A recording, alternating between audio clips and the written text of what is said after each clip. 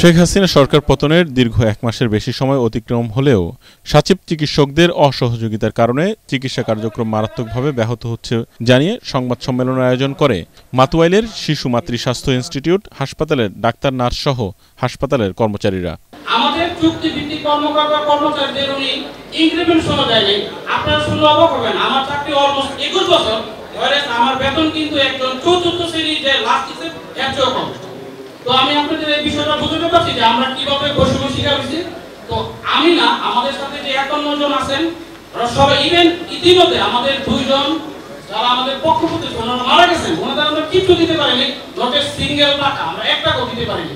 তো আমি আপনাদের মাধ্যমে মাননীয় উপদেষ্টা মহোদয় এবং সচিব মহোদয়, সর্বোপরি উপদেষ্টা আমাদের প্রধান উপদেষ্টাদের দৃষ্টি আকর্ষণ করছি যে আমাদের এই বিষয়টা যেন উনি দ্রুত দেখে আমাদের একটা বৈষম্য যে আমরা স্বীকার করছি, বৈষম্য শুধু আমাদের কাছে আছে, এই প্রতিষ্ঠান আছে, আমরা যেন একটা বিহিত ব্যবস্থা পাই।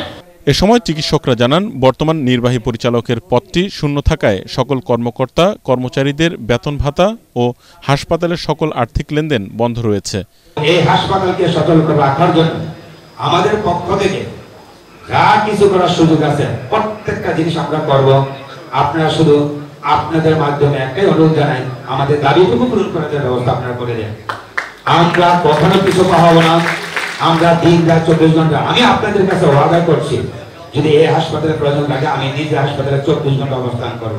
তাই হাসপাতালে সৎ ও যোগ্য ব্যক্তিকে নির্বাহী পরিচালক পদে নিয়োগ দিয়ে প্রতিষ্ঠানটিকে আবারও সচল করার আহ্বান জানান তারা। আমরা গত 18 বছর যাবৎ অনেক নির্যাতন নিগৃহণ সহ্য করেছি।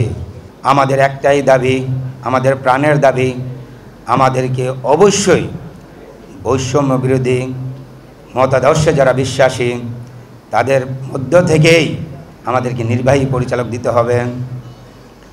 এবং আরও একটা কথা বলে রাখা উচিত, এই আইসিএমএসের আমাদের সংবিধান এবং বিধি প্রবিধি মোতাবেক এখানে বাহির থেকে কোনো লোক আসার সুযোগ একেবারেই নেই। এ সময় আগামী 15 সেপ্টেম্বরের মধ্যে এই সংকট নিরসন করা না হলে কর্মবিরতিতে যাওয়ার ঘোষণা দেন তারা।